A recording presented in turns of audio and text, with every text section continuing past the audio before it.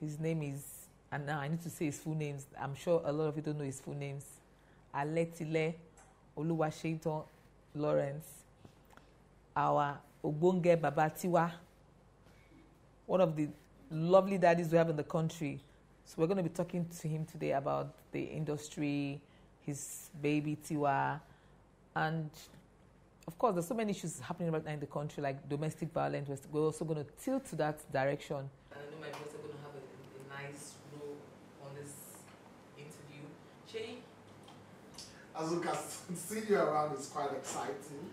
And, you know, at a point, I just told myself, I hope everything is intact with my marriage. Because we've done some series of interviews. But you know, it's always great to have people who have your interests at heart and people who project your personality out there for people to know things about you. And I'm very excited that you decided to be with me today. Thank you very much. It's always fun seeing you on stage, cracking jokes, and I always wonder what actually inspires your jokes. I think over the years, having the opportunity to learn under some of the biggest comedians in Nigeria has really helped me as a person. And first, I started off as a comedian without really knowing people in the industry, which is something that also helped me. I think the only comedian that I knew before I started comedy was Benga Adeboye. The late Benga Adeboye, may his soul continue to rest in peace. And so I was fortunate to meet Jedi as the first big comedian that I met, and he introduced me to AY, who then was preparing for comedy competition, and I had the opportunity to be the first winner of that comedy competition, and I stayed with AY. AY already has his tutelage under Alibaba, and so it was easy to pass that knowledge down to me through service, because this time around it wasn't about telling me that, Seyi, this is what you should do, or this is what you shouldn't do. You know, it was more like, Seyi, go and do this thing. So I learned firsthand doing those things myself. And again, Alibaba is somebody who really promoted what I call spontaneity, which is something that made it easy for you to come up with joke over the years if you continue doing it. And so relying on other people's joke is not a problem. It's something that helps you over the years. And then if you think, like I said to people, our major inspiration is God Almighty. If God has given you the brain to be able to think, the eyes to see, and the mouth to speak, and your leg taking you everywhere, you see things happening around you, and your brain is able to turn some of these things into comical stuff, it really helps. And so I'll say God Almighty, the people that I've been able to learn from, and the things that I see all around me inspire me a lot. Okay, Seyi, did you grow up, like as a young man, did you grow up wanting to be a comedian, or you went into for commercial reasons? Comedy started for me as a way out of my predicament, let me put it that way. And what was the predicament? You know, I've always wanted to study medicine. I wanted to be a medical doctor. That was what I had in mind. And I can say confidently that I studied hard to be a medical doctor. It was around the period when my mom had a financial problem, and it wasn't easy for me. I couldn't stay in school and do all that stuff. Things were tough. You know, I remember even going to somebody in my former church then to ask for money. And the person asked me, who is your father in this church? You know, like they had to help somebody who they know the father. And unfortunately, my father wasn't popular enough or rich enough to be able to build that sort of affiliation. And so things were quite tough and all this stuff. But then I was doing, at a point, I had the opportunity to be doing what we call business center, you know, where you had the umbrella, 2 chairs, and then your phone, that big phone they used to call it, you know. That was what I was using to make phone call to really most stuff. And every time I leave there to go back home around 11 o'clock, get back home. And then sometimes we get to watch movies at home. And sometimes when there is no light, I just make the people at home laugh. And one of my cousins said, do you know that this thing that you are doing People are making money from it. And yet you just make us laugh for free at home. And that was how it took me to a church to perform for the first time. And the rest, they see, is history. That was in August 2005. So it's the first time you actually mounted a stage to perform. How was it? I mean, what was the experience like for you? My first time on stage went smoothly. I didn't even know what they call stage fright. I guess I've been able to outgrown that a long time ago, because while I was in primary school, I represented my school in debates. I represented them in quiz competition. Then I went to secondary school. It was the same thing. And I was standing in front of the crowd right in secondary school. You know, I need to conduct assembly service on the assembly ground when I was in secondary school. And then I was a member of the Cultural and Dramatic Club in my secondary school. And I even rose to the post of becoming the president in my school, and went ahead to be the chairman of the Lagos State All Secondary Schools Cultural and Dramatic Club. That's to tell you that standing in front of the crowd has been something that has been part of me. I've never been this kind of shy person. I love talking. If you are a true child of High Chief, permit me, High Chief Japhet Boyisa Roger Aletle, you know that that man is a talker, a good talker, and orator, and I think we all inherited that part of his genes. So it was smooth. I just went on stage. I didn't really know what they call kick-off point, the midpoint of the joke, and then the punchline. I didn't have the knowledge of all the stuff. I just went on stage, spoke, and people laughed, and I said thank you. Then my stage name was Seyi. Thank you, my name, Seyi. To say easy for no day, and that was how I ended up. It was just like that. So at what point did you change your name to Seyi? I was walking on the road. Listen to this. People need to listen to this. My parents never named me Oluwaseyitan. I was walking on the road, and one man saw me and he said, Oluwaseyitan. You know, I didn't answer. And then this man tapped me on the shoulder, Oluwaseyitan. And I turned. I said, Oga, my name no be Oluwaseyitan. You know how that sort of situation. Oga, my name no be Oluwaseyitan. And I turned to walk. And the guy said, now your name be that.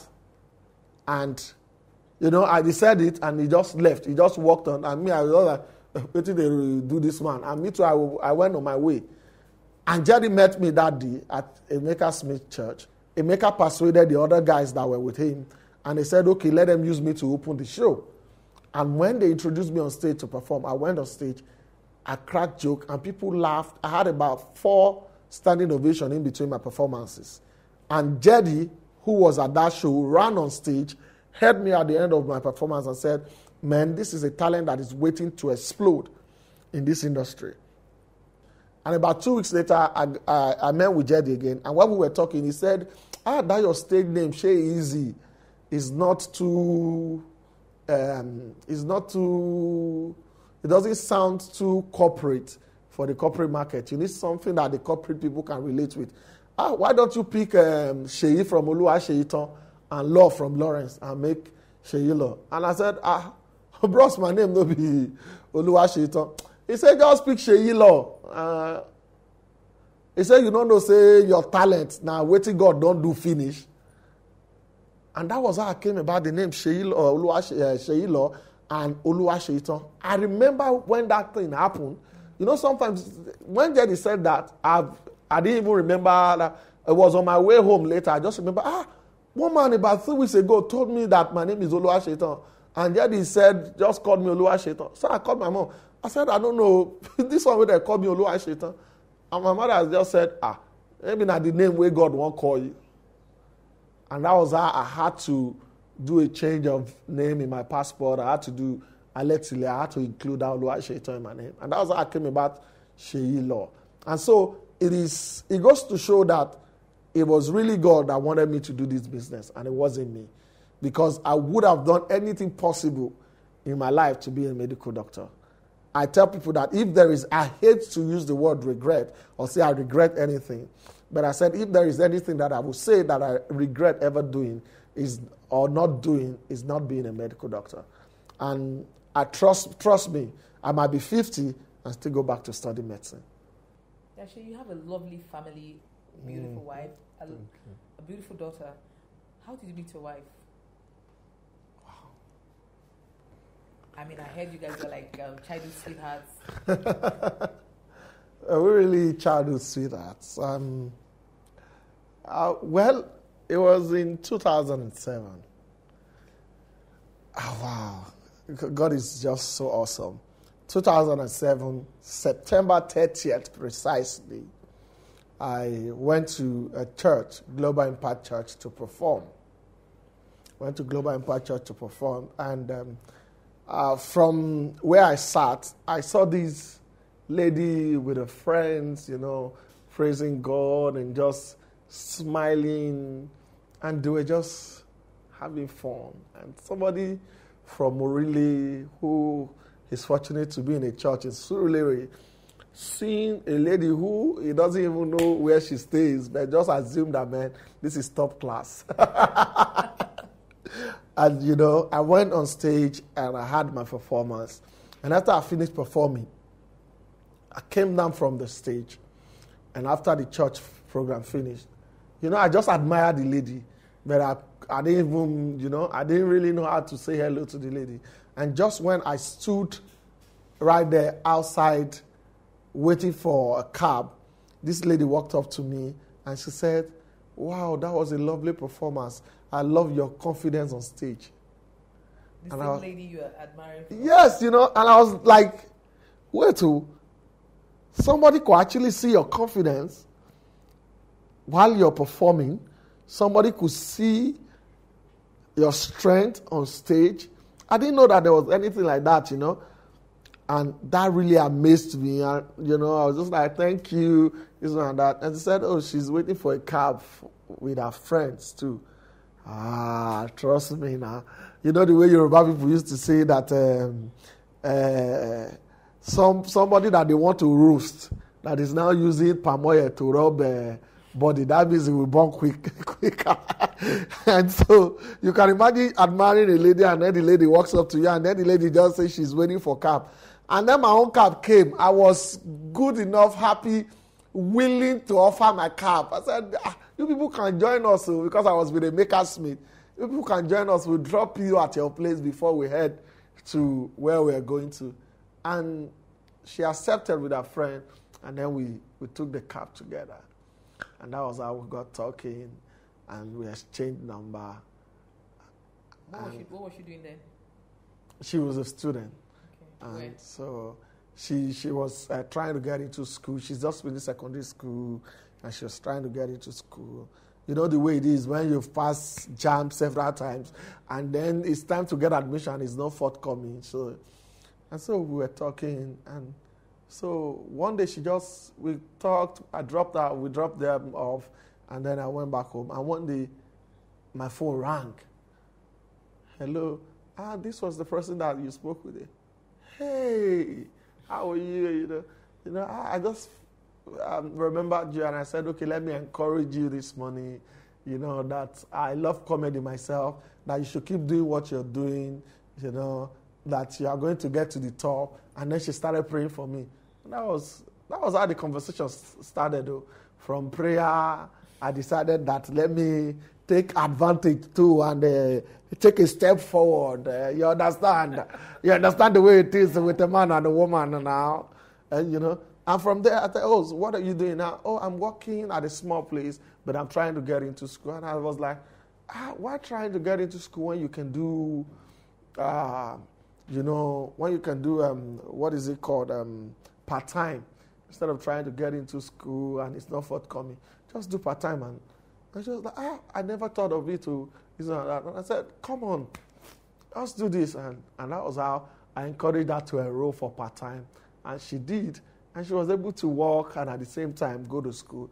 And, from there the conversation progressed. And let me tell you something. One day she came to visit me. Then I was still with AY.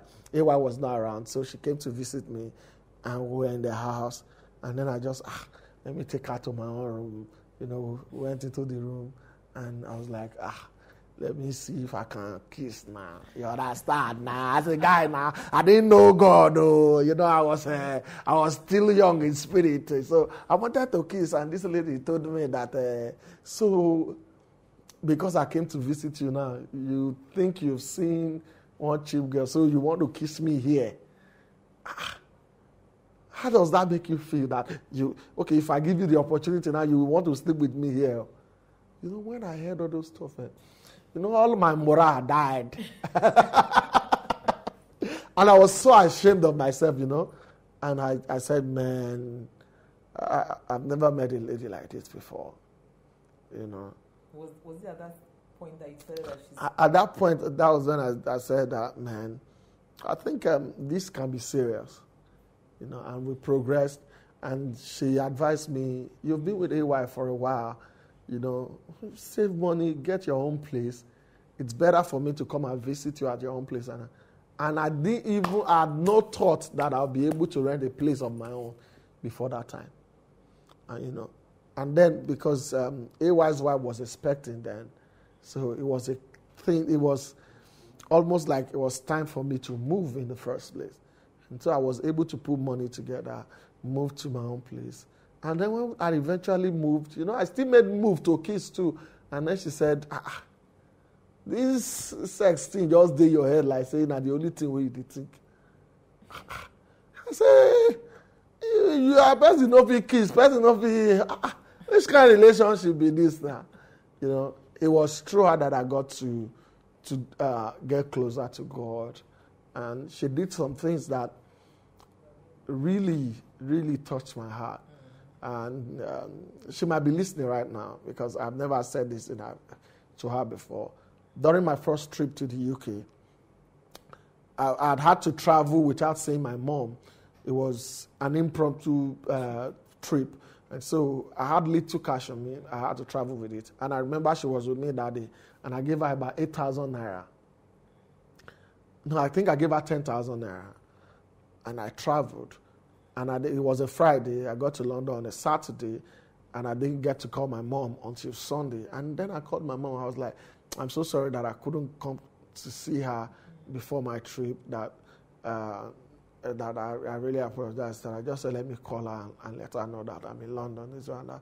My mom was excited. She said, your girlfriend even came yesterday. She helped me wash my clothes.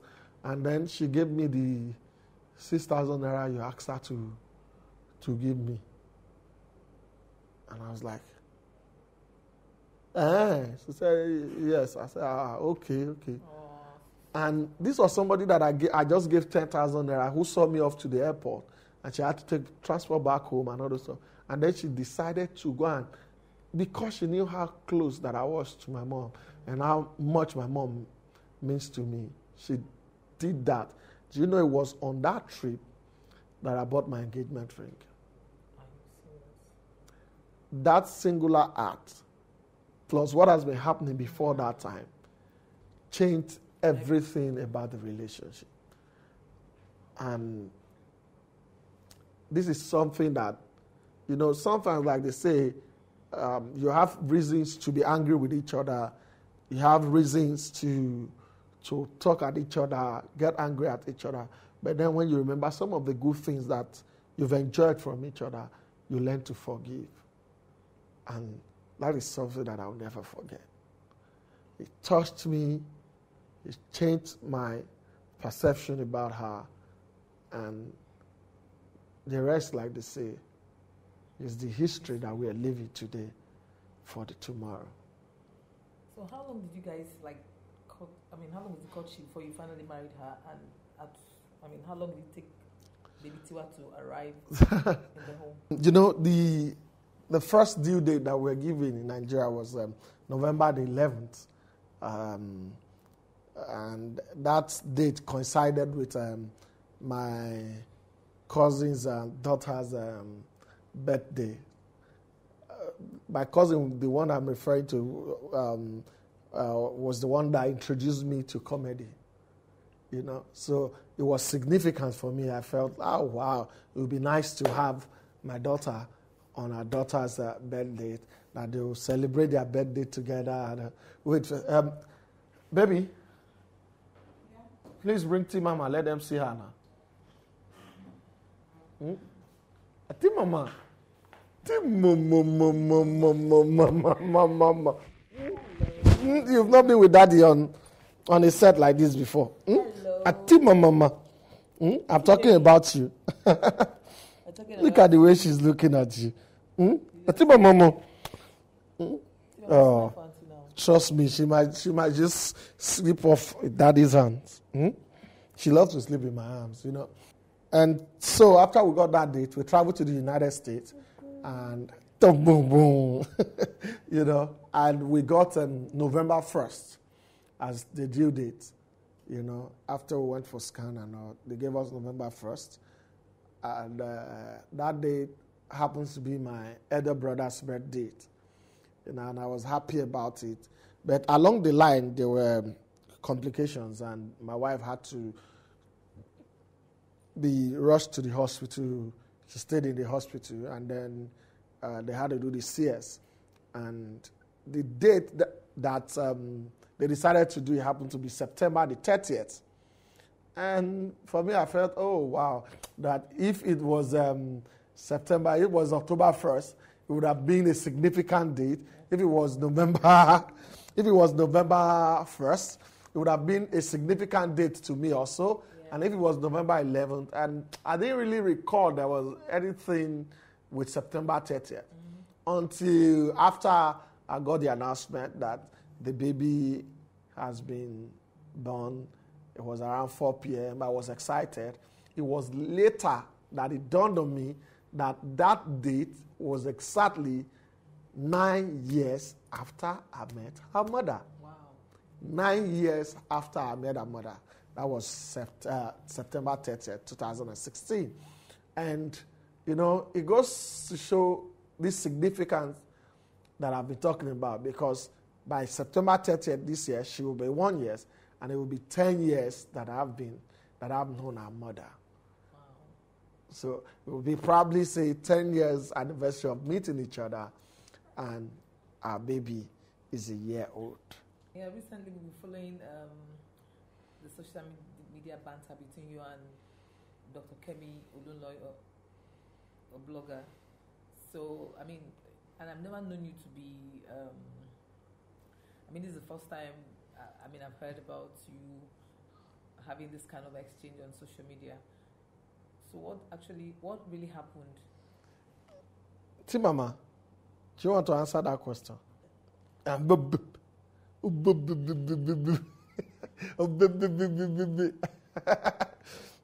sure Tiwa wants to answer that question. But I'll probably just talk on her behalf. After we had our baby, you know, I was the one that announced it on social media because it meant a whole lot to me. It was my testimony. It was huge. It was after over 5 years of waiting, and God did this miracle. I saw my baby. I saw joy. I saw beauty. I saw something that I could not describe when I heard her for the first time. And because of that, the joy got so much to me, and I decided to share with my fans. And that was how I posted her on the social media. And, you know, a lot of people celebrated her. Yeah. And her picture became more like comfort to even people who are looking to God for the fruit of the womb. And so I had people who come into my DM and say, wow, I read your testimony. Please use still as a point of contact to pray for me and all those stuff. You come to Daddy now. This lady is sleepy, I can tell. You know? And so a lot of people come to me and say, they write me, come into my DM, say, use still as a point of contact to pray for me, this one and that. And I felt this is God's blessing. and I couldn't hide it for myself. And from the way people responded to her, I decided, okay, let's open an Instagram page for her, you know? And I did that. And I've been celebrating her. And suddenly, you know, I saw Kemi Oluloyo's post that Seyi, your daughter is obese. That was the first thing that happened. And when I saw that, the only reason why I felt bad was because when my mother-in-law visited us after we had the baby, and she saw her eating pattern, my mother-in-law was like, you people have money, why are you people starving this poor girl? That was our first complaint, that we were starving her, because she was having, I think it was 120 ml every 3 hours. And you know, babies, once they eat in the night, they don't eat until the morning unless they wake up in the night. And Tiwa is not that kind of a baby that disturbs at night. When she sleeps at night, she's peaceful until 5 a.m., 6 a.m. before she wakes to eat. We've been to the hospital on several occasions to get our vaccines and all. We've never gone to the hospital for any medical reasons. And this is a baby that goes to the hospital. They put her in the weight. They know her weight. They measure her height. And the pediatrician, if there were issues, would have told us that, okay, what is her eating pattern like? What do you people feed her with? And this was a baby that we had in the United States. And you know what it means when it comes to health issues with kids in the United States. And so, if there were any issues, we would have known. Yeah. And for you to utterly go on the social media and call out a baby that Seyi, your baby is obese, that was way out of line. If you had come into my DM and say, Seyi, what's your baby's weight? Do you understand? She never contacted you? No, nothing at all. She just went straight on her social media page and said, Seyi, your baby is overweight, she's obese, there is a child obesity, there is this one. And she went on ranting, and I was like, you know, when I saw it at first, I said, wait, I wouldn't want to react to this woman's false accusation now, or is that what I should call it? That I wouldn't want to react to all she said without having a knowledge about what she's talking about. And so I decided to call up my pediatrician. And I spoke with my pediatrician. We've been bringing this baby to the hospital, and you people haven't told us that she's overweight and all. And the pediatrician said, if she had any issue, we would have told you. So she doesn't have any issue regarding that. Your baby is quite normal. And I said, okay. Let me talk to this woman. But I still have basic knowledge of medicine too. I had a little knowledge about the medical field. For you to say somebody is overweight, you probably have measured the person's BMI. You've known her weight, you've known her height. And I wrote to her. I tried to educate her. Maybe she had forgotten now. Let me take her back to school. I just told her, this is my baby's weight, this is her height. You can calculate her BMI yourself. This is her eating pattern. And this is a baby that is still less than 6 months. So you should be knowledgeable enough to know that she has not started involving herself in physical activities and exercises that can make her lose the baby fat. And I tried to educate her, and that was all I did.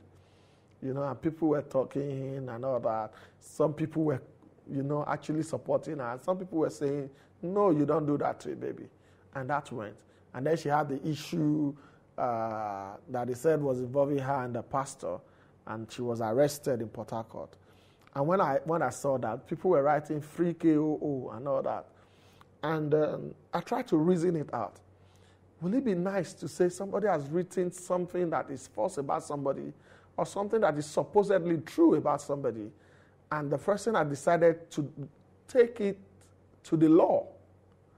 Because the law is the constitutional right of everybody.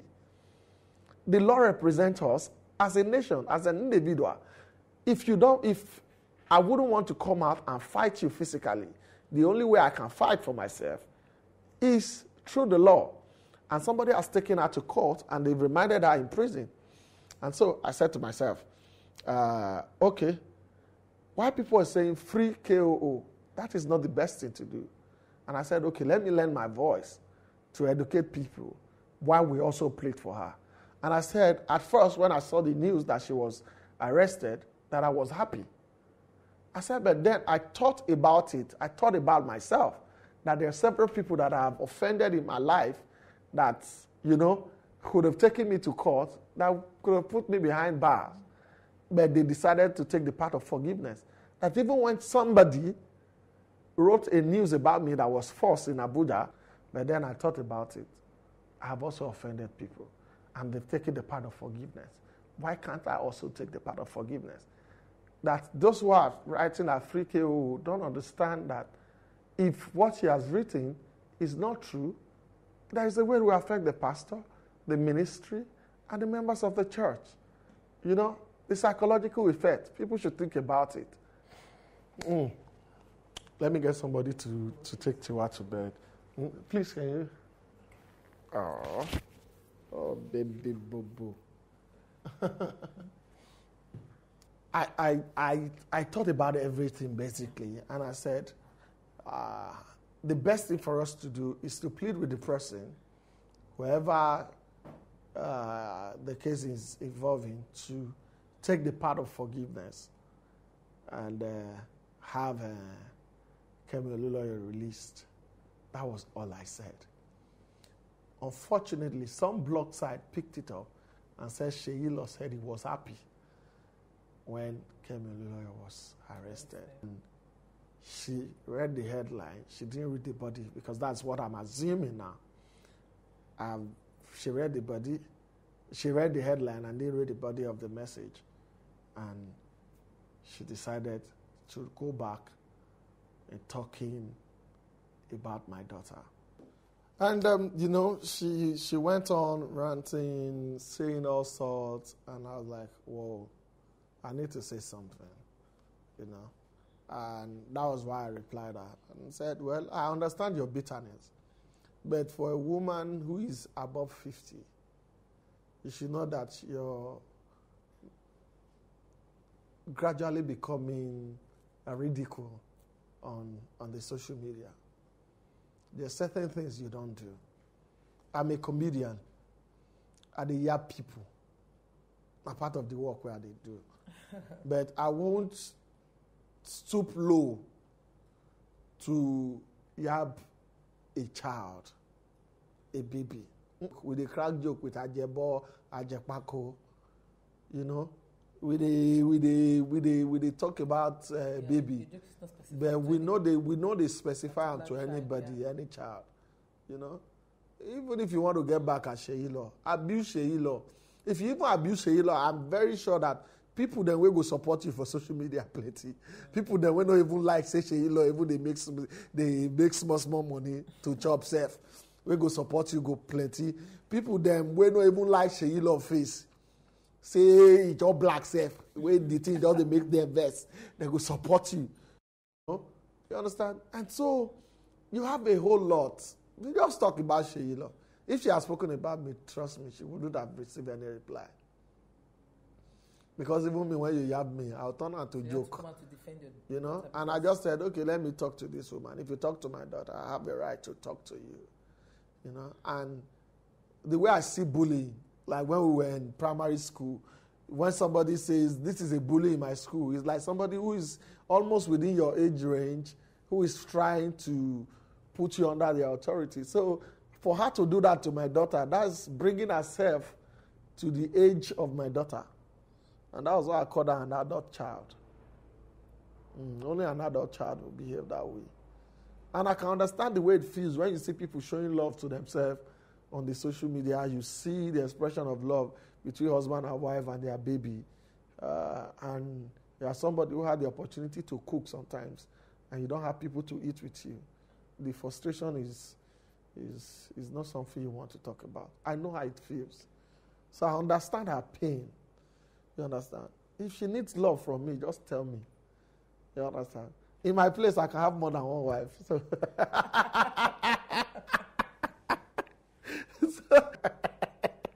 don't mind me. I love to. People say I do the joke with them, with serious issues. No, it's a bygone. You understand? It's not an issue that I want to get myself involved with anymore. You know, I understand her pain. I understand the fact that she's angry. If somebody says he's happy that you've been arrested and you are in prison, you understand? You have a right to be angry at the person now. You understand? But I'm not sure that in all the time that I've ever replied her, I've ever talked about her children. No. They didn't offend me. Now she her mouth get diarrhea. And me, I still get tetracycline or Flagyl to help the mouth to laugh small, you know. But unfortunately, as I help the mouth, they lapse, made the mouth no they open. You understand? My fans, they come, they attack her. So the thing, it be like who they give paracetamol, we see they eat beans. You know, they give her tetracycline, they eat beans. The thing go, they bust open, you know. They eat food guy, go, they... So, more I don't mind me, you know. I'm just trying to let people know that it has happened. Moved on. And I've moved on. It's not even something to move on about because really nothing has really happened. Do you understand? She's only made a ridicule of herself. You understand? Which is quite unfortunate. Unfortunate. Sometimes the only thing that I said in my closet and in my prayer is that for every wrong utterances, false accusation, false words spoken about my daughter, that God Almighty himself knows that these things are false, that I return back to the sayer and those who supported the saying till the fourth generation in their family, unless they publicly apologize to my daughter. If they don't, they will make a ridicule of their family. I'm telling you, it's not... I know the God that I serve. I might be a comedian, that doesn't mean. I have a back... God is my backbone. Oh. You see the way my rise for the industry be? It's not... I didn't plan it. God put me here to do this. That's what I tell people. That is what God placed inside of me. It's the talent that God gave me. God wanted me to be out there. I didn't put myself out there. If you had given me the opportunity, who wants to be a comedian? It wasn't what I desired to be. But God just made it what he wants me to be. We also heard that she said your wife had miscarriages 3 times. Well, it was because I called her a family reject. You know why? The truth is, I don't say what is not true. There are certain things that I will say in public that my family members will hear, they will call me to order. When there is nobody in your family to call you to order, that means they've rejected you. If your father could be an ex-governor and could not make a statement, is it to reprimand you now? Is that English correct? That English correct, Abi? Yeah. Oh, but I still go school small.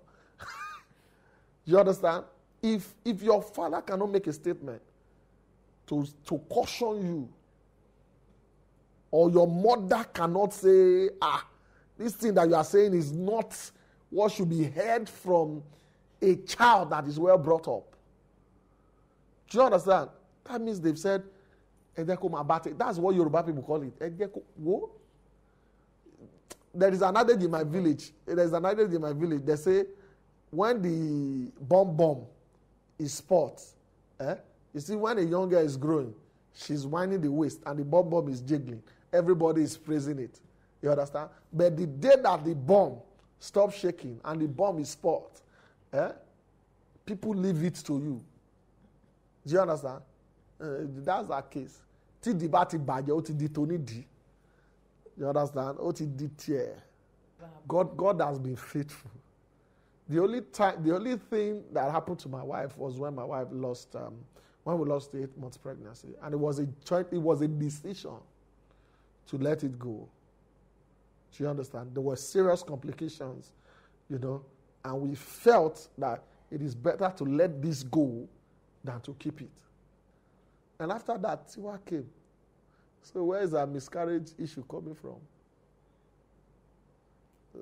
And then she also said, my wife's relative, my wife's close relative, called her from the United States. You know, when God wants to make stupidity out of you, He works in mysterious ways. That never happened. Yeah. You know what? You don't understand. You see this God, God is working with me. If I decide to join pastoral work to this work, people will be shocked. God works with me. My wife has no relative in the United States. I'm the only one that my family that we have some of my family, not even close family, safe. You understand? Distance family in the United States, in the United Kingdom. My wife's closest relative that is in the United States is the father's elder sister, you know, and she was fortunate to be with my wife when my wife gave birth to Tiwalolua. In the UK, my wife has no relative. And as God will also have it, my baby was never close to any hospital in the United Kingdom. And then she said her family has type 1 diabetes. And as God will also have it, type 1 diabetes causes weight loss, not weight gain or adding weight. Did you see that? Did you see the way God was working? God will lead you to as many men that will rise against you. God will make you come to the point of your own ridicule. Yeah. They don't know the prayer that I prayed on my daughter. God did not give me a child. God gave me an angel. Do you understand what it means? What does it mean? A child that did not cost me money. It was the grace of God that brought her. You know? Since my daughter came, we have not spent 50,000 in the hospital. She has only taken her vaccines. And you know the funny thing about vaccines? She takes her vaccine at the local hospital here. Local hospital, where... Not the private, local hospital. You know, understand? I know they do Seyi law, then I know... One day we were just looking, they say it was people that even advised us that when you're talking about all these vaccines, that they are better you take them at the local health center. And we took her there. And when they told my wife that the card was 15 naira. And my wife called me and said, this place has a card now, 15 naira. I said, give them 5,000, I beg. Do you understand? I said, So Nigeria Health Center, they this cheap, and the only time the hospital we use normally, it's George's Memorial Medical Center. And I released it, I said it on the internet. So anybody that wants a record, you can call me. I will take you there. There is nothing to hide. You will see our hospital card. The only thing she has gone for is vaccines since they gave birth to her. Vaccines. All those things that in one hand and this hand. My daughter never collect injection for bomb. He never collect any other treatment except for the time that she had cough. You understand? So God has been too awesome with the baby. I'll do a law. Apart from Kemi Olunloyo, and nobody has ever said to you that your daughter is obese, and even her doctors have never confirmed. Do you know the happiness? You know Ascon the filling station. Yeah, I know just beside that road, beside it. After Ascon, you will see the next building. The next building is where George is. Anybody that wants to confirm, just call me. I will take you there. You will see the doctor. We will go with a card if you want to confirm. Do you understand what I'm saying? That is, God has finished work. We don't need to bother. I don't know if you understand what I'm saying. There is nothing to, even talking about itself is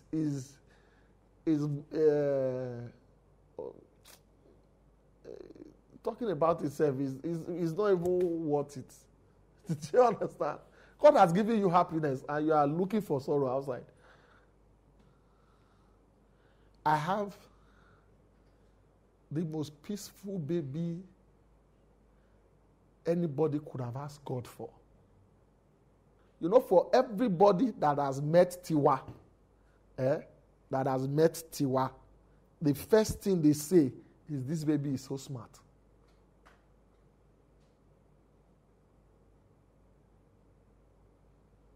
When you came in and you saw her this morning, and the mother sang Twinkle, Twinkle, Little Star, you saw the way she sang. Even though the words are not, you can tell. The brilliance. God. She's a cute baby and very obviously an intelligent child. I was surprised when she was singing along with the mom this morning. I have to make. It's quite unfortunate she's sleeping. Therefore, see, God gave me an angel. Oh my God. God, I thank you. You know, they say, he who the gods want to kill, they make mad first. That is the case of some people. Ọlọ́run ní jẹ́ àṣírí. Ọlọ́run ní jẹ́ kán forúkọ wèrè pè wá. The day people look at you and call you a madman, not jokingly, but in reality. Do you understand? It's a different thing when they see a comedian and say, this guy, you be Chris, man, you be Chris. You understand? Than when people say it with so much confidence. This one get Chris. This one a mad person. No? Don't associate with her. Do you understand what I'm saying?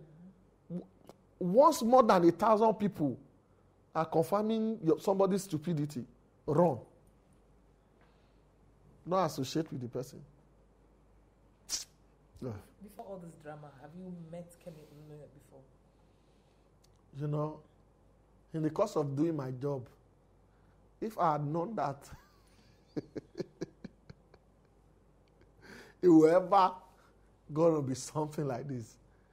You know, sometimes when as a comedian or as an entertainer, you meet people and you don't want to associate, some people will say it is pride.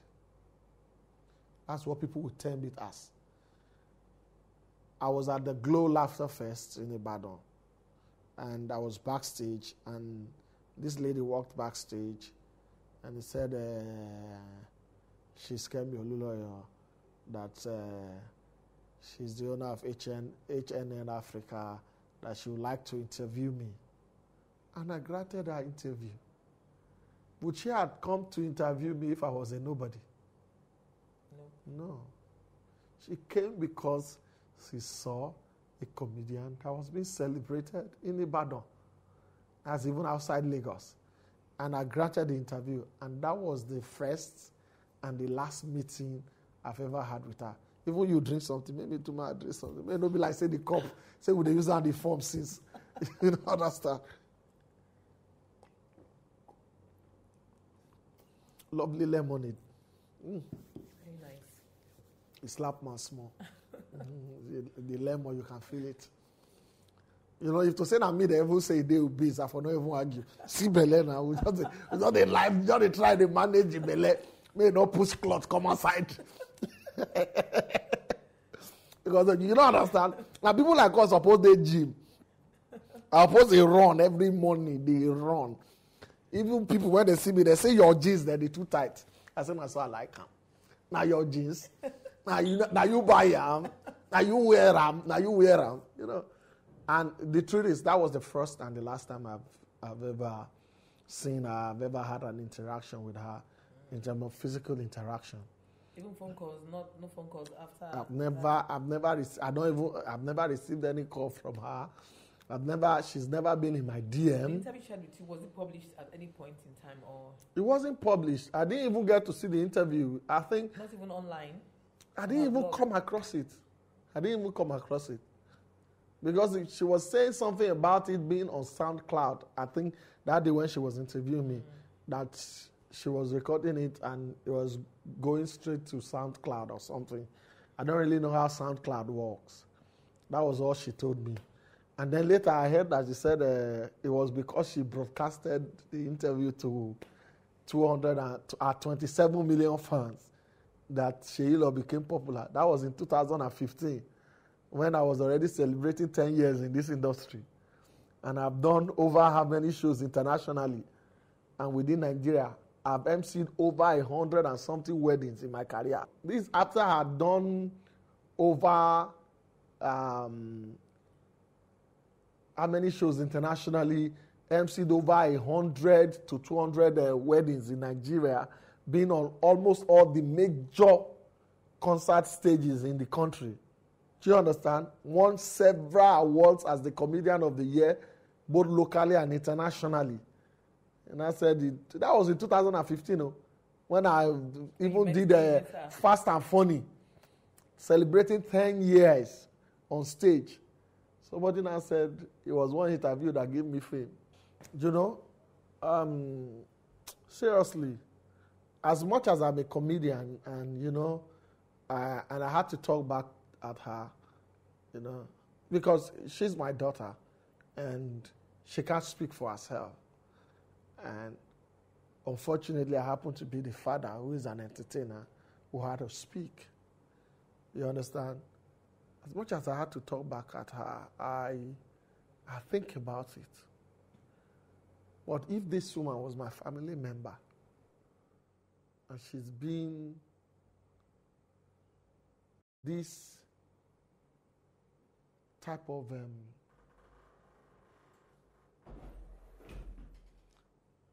and she's bringing this level of disgrace to the family, how would I feel? You know, I'm a Yoruba person. Some things are not easily or well expressed with English language. You know, tí Yorùbá bá sọ pé èèyàn fi àgbà ara ṣe bí ọmọdé. Nǹkan tó ń dùn yàn ni o. You know when they say there is something that if there is anything that is more shameful than being called a thief, is to say that is your family in the marketplace roaming as a madman. And in all of these, you know, I can only pray that she will come back to her senses, you know, and God will redeem her. I tell you the truth. I tell you the truth. I see a high level of brilliance in her. If only she will calm down and comport herself. There are ways you say things that people will relate to it. That is the truth. There are ways you put out your words out there that people will say, no, don't let us try to, you know, embellish or rob somebody's ego. This woman is saying the truth. Trust me. I see brilliance. But you must also understand that the word works with etiquette. So, Seyi, in all of this, what has been your wife's reaction? My wife has not made a single statement about her. Do you know the funny thing? I thought probably my wife would want to say anything. I decided to say, baby, I don't want you to. My wife say, do what? Now you with her know wait till una get one at the follow una self talk. You know, concern me. I can't be exchanging word with a madman before they will not tag me a mad person too. That was what my wife said. So I mean, who be the person where I want to follow shout? And that made me happy Because my wife is not the celebrity, I'm the one. Affect. You know, somebody asked me about this thing. I said the way me with my wife, the way would they take hand, they rub each other for night. They do what your husband and wife supposed to do in the absence of Tiwa. Some people have said that you brought this criticism on yourself because you flaunted Tiwa on Instagram. What do you have to say to this? I ask myself this question every day. Are there people who are not known that have pictures of their children on the social media? Yes. People call themselves celebrities. Me, I am Ogujiuba Lawrence Aletile. Where I am is just a place of God's privilege. I don't know if you understand what I'm saying. Yeah, I do. I know they follow people, they do celebrity. I know they follow anybody, they do them. I feel wake up tomorrow, go enter bus. I no send anybody. I feel take Okada. I no send anybody. Now God just put me for here, no be me put myself. I want to know me say me I do pass myself. Oh. I love to celebrate my daughter publicly. You can't hold me to it. I love to celebrate my daughter publicly. You can't hold me to it. I love my daughter to be a star. And it's not a crime. I don't know if you understand what I'm saying. I would love my daughter to be a star. See, if my parents had the opportunity to put me out there, probably I would have been a medical doctor. Maybe if they had put me out there when I was young and people had seen a child star, I probably would have been able to make the money that would have seen me through school. I don't know if you understand what I'm saying. Unlike now that we have knowledge of insurance here, educational insurance and all those stuff that our parents didn't have then. Do you understand? So I'm not saying that I'm putting Tiwa out there to be able to see her through school. No. Education, God does sort them by the special grace of God. Not be we, they struggle for that one. I don't know if you understand what I'm saying. But I believe that if she's going to have anything to do in the entertainment industry tomorrow, or she need a name, to help her through her journey in life, she has started receiving it already. If by the time she's ready for school and she out of school in Nigeria, and I take her to the door of any school, you understand me? It might just be because they say, this is Tiwa, that they say, no, we want her in this school. That might just be the privilege she will enjoy. Do you understand what I'm saying? We all know the way the structure of the country is. She's building her future without even knowing yet. And I will be a part of that process. Hide your own. I bring my own, come public. You they shout. Keep your own for house now. Na bad thing. If you don't want me to see your own for public, keep on. Leave me, I leave my own for public. No be drum where they put for under rain for outside. Now water the full. I bet more than allow the rain of blessing where they fall. More than allow her fall well. More than no use now to disturb them. God go help you now. God go help all of us. So we don't know the one way they do, way they offend people. You understand me? But more than leave me with my own. Now like this, I go do my own thing. They different from now like this, you go do your own thing.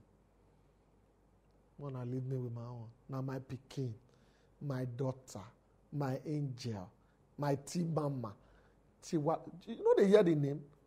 Tiwa Loluwa. God is our own. Oluwa de Milade Ola. Not Oluwademilade, Oluwademilade. God has crowned me with the crown of wealth. Chidera, what God has written. Chidera is among Igbo. Yes, what God has written. Aviela, God is my father. Then the other names where they give her you on here. Yes. My mom called her Uluwafehikemi. God has pampered me with this. My mother-in-law called her Chitetam. God remembered me. My uncle's wife that I lived with called her Uluwadara Simi. God has been good to me. Then one of my aunties called her Dear Kolope me. That means my thanks are not little. They are not small. Those are deep names. Adua ni kì í ṣe ọ̀rọ̀ àṣẹ ni o. You know they say you don't hit the mountain with your head. And you don't stone the mountain with eggs to pass through. Neither do you take an axe to the mountain to pull it down. She's not child's play, though she's a child.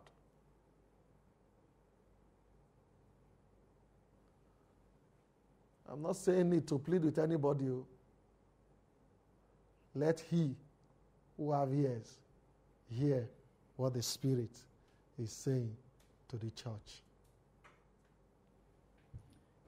Yeah, Seyi, I'm in your house and I'm loving what I'm seeing, the way you treat your wife.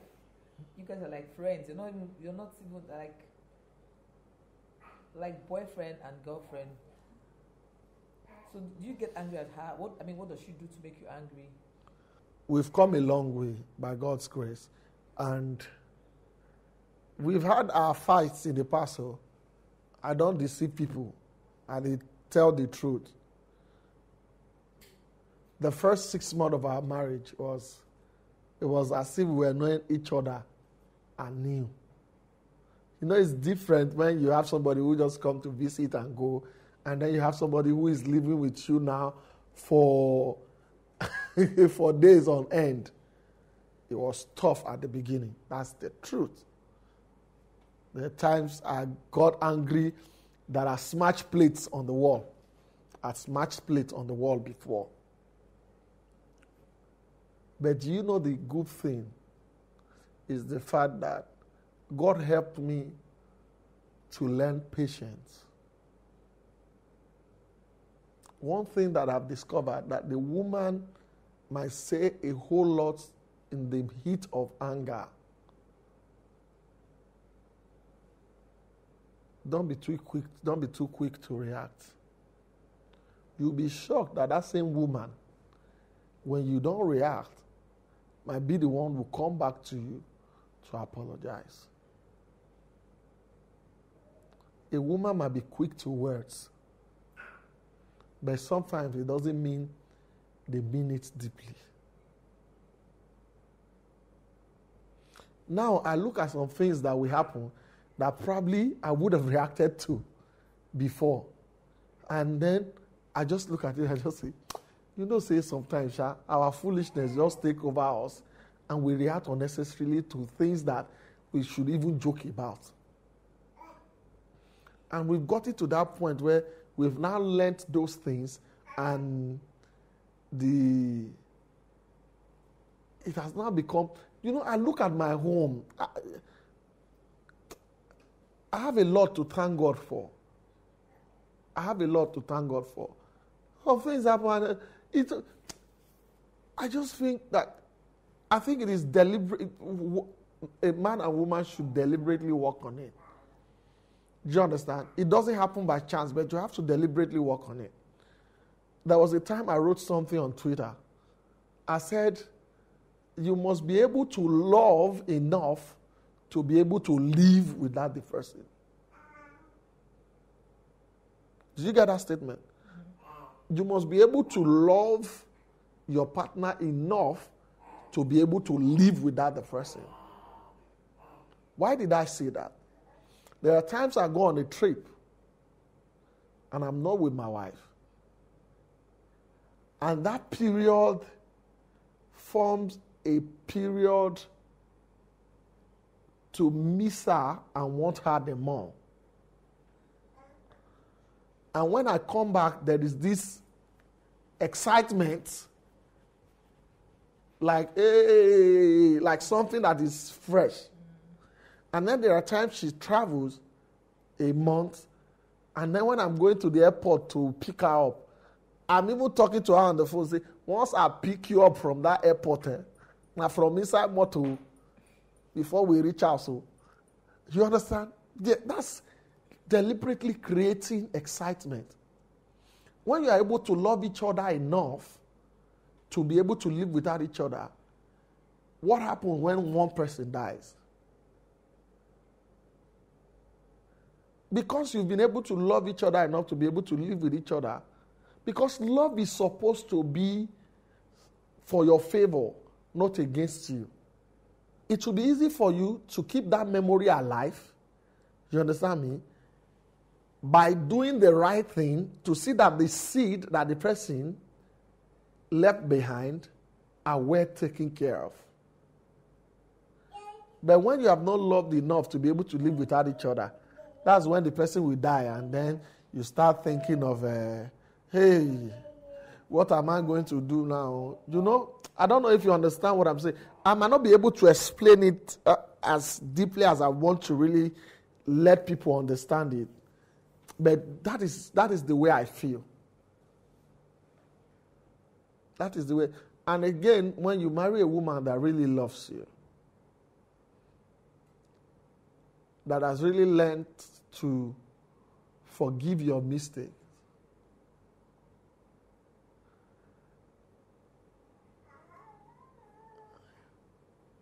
it's, I don't know. Maybe it's just God's gift, Sha. Maybe it's, because I don't want to put it like it is something that is human. Maybe it goes beyond human to be God's gift and grace. But I have a wife that is my wife. I have a wife that knows my name before my fame. I have a wife that wants to keep a home and not a house. Because whether you like it or not, at every level that we attain, there is a new level of stress. I remember then when my wife, when there was no baby, it was a thing of, when will baby come? Tiwa decided to announce her presence. I don't know if you understand what I'm saying. This, before the baby, it was a case of when will baby come? Getting worried about that. And now the baby is here. It's not a case of this pikin no dey allow me sleep. Our pikin go open eye till 2 a.m. before he sleep. Then 5 a.m. you'll just see pikin wake up, they play with her toys by herself. I don't know if you understand. And the only thing I just told my wife, enjoy the moment. Nurture your own body to live above the stress that comes with every level in life. Let worry come and meet your action and say, oh, these people have gone past me. That's the way I live my life. I don't let anything bother me. Nothing for this life fit happen now wey go shock me. Nothing. I don't know if you understand what I'm saying. There is not, may we not see evil. Do you understand? If I wake up tomorrow with nothing, I will leave. And I no go think. I'm telling you the truth. Not be say I dey make mouth. I don't condition my life. Say something happen. I can't say it dey worry me. They say this person die here. That one happen there. It can't dey disturb me. When we no go die before. When stress no go come before. You get money self. As money come, the money self, they give you stress. Money no dey, it give you stress. Food dey, it give you stress. That one no dey. I said if I had the knowledge that I had now, when I was poor, when I had nothing, do you understand me? I wouldn't have bothered my head over some silly things that had kept me worried. Because you know why? Whether they talk saying that food they make person fat, that food they make person do this one, I say na lie. When money no dey, I eat pass. Now where I even get where I fit eat wetin I want at the time where I want. When money no dey, now that time I would consume a bar, like say we want say more chopper now, because we don't know when another one they come. I don't know if you understand what I'm saying. Because now that time I would sow gari, we buy small fish, take and sow full bowl of gari, like say we want commit suicide. Like say we want commit suicide. You understand? So if now that carbohydrate they make person they fat that time. Now that time we supposed fat too. Because what we they eat that time? Gari, eba, rice, gari, eba, rice, gari, eba, rice. Now where a person don't even get money, now you go decide, say, okay, say today, let's have just salad and chicken. Now we'll say, let's have yam. Now we'll say, let's have beans porridge. You understand? You have a choice to make. And you feed your eat once in a day. The rest of the day, you don't eat again. Now, where work don't take up your mind. But you know what? Why there is an increase in size? It's because you have a better knowledge of the fact that you can rest. You know that there is something that you can be proud of. So you can rest at the time you want to rest. You can, you are not thinking about some certain things, all those flimsy things where they make you think. Where money to buy water, where money to buy Maggi. All those ones no dey. A poor man suppose the fat, not be a rich man. Who eat carbohydrate rich us when money no dey? Buy every day, 365 days in a year. Oh Lord. This domestic violence thing is becoming alarming. But do you think there can be remedy instead of people say, oh, if he hits you once, he will always hit you again. That once he touches you, leave the home. Do you think there's a remedy for a man who has been pushed to the wall, or who has done that to his wife? Do you think he can change? How can it be avoided? The truth is, in life, there is nothing. There is absolutely nothing that does not have its own remedy. A man who has been a beater before can become somebody who won't even raise a hand before. We all know the way it was with our parents now. That at one point, when we do any little thing, they don't carry cane, flog. Then suddenly, do you understand? Suddenly, we get to a stage, we make some mistake, and you see your dad, we just look at it, and you are wondering, pale, where I know? Slap, do you understand? And then it gets to another stage. You suddenly have children. And these same people will now start treating their grandchildren in a manner they didn't treat their own children. And you start wondering to yourself, So all these people know say they train children this way before. And they don't train us like that. I don't know if you understand. It's a level, a stage in life. The truth is, when you see that it's not working for you, do you understand? If you think that this thing is not going to work, you can take a walk. Do you understand? domestic violence cannot be treated as a unit. Generally, let me put that word. The circumstances that leads to domestic violence are peculiar to individuals. What I can take as a person, do you understand? And I won't find offense in it. Another person might find it offensive. So now, how do I advise that person against his own decision? Do you understand what I'm saying? It is understanding each other. Do you understand? So, it's domestic violence is quite a difficult topic to treat because we have to study different cases to be able to come to conclusion, to know what, But the most important thing is, if it doesn't work for you, take a walk.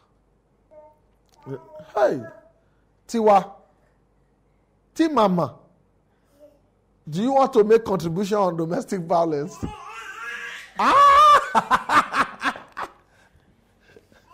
No, you have no knowledge in this one.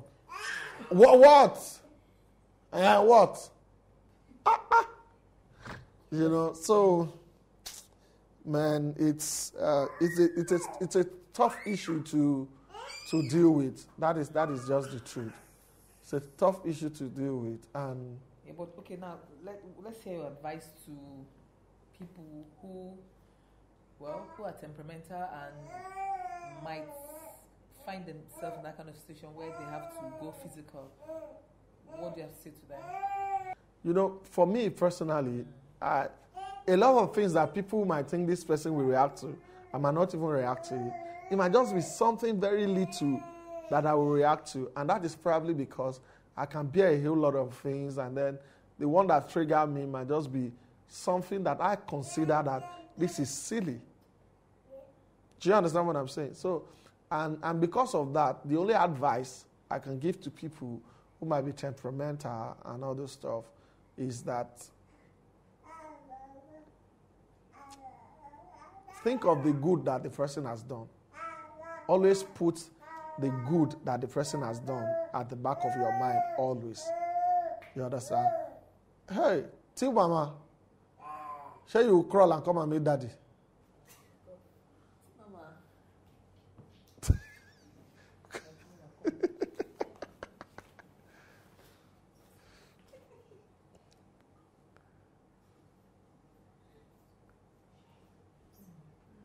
You can carry her.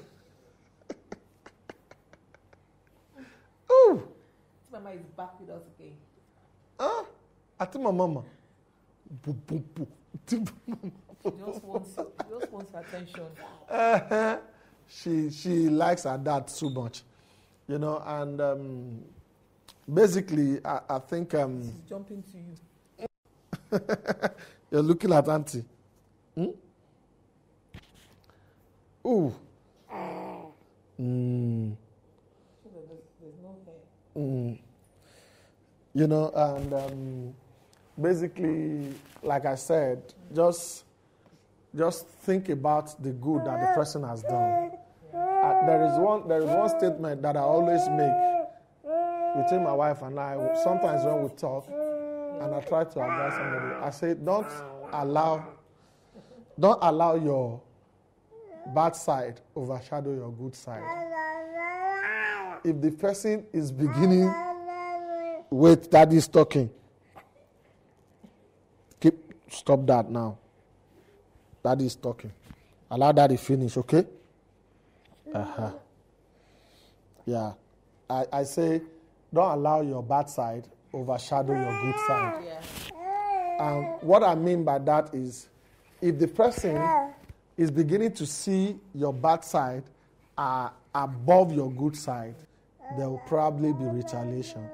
So let's learn to put our best foot forward and our bad foot backward. So then God helps us all. Amen. segment So- come to an end. Madam Tia said this interview has to come to an end because she wants to be with Daddy. Are you serious? It has to come to an end. Thank you, Seyi. Thank you for your time. I appreciate you for Auntie coming. Mama, too. thank you for having us in Daddy's house. Do you want to sing for Auntie? Just cry. Peppa Pig. Peppa Pig.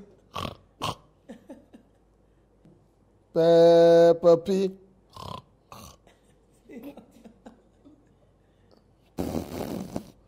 You've not done that today. Thank you, Seyi. No, I really appreciate you for coming. Yeah. It's been a long and an interesting time with you. Okay, T Mama, See, Mama. won't you say bye to Auntie? See, Mama, bye. Look at Auntie. See, Mama, bye. Give Auntie high five. High five.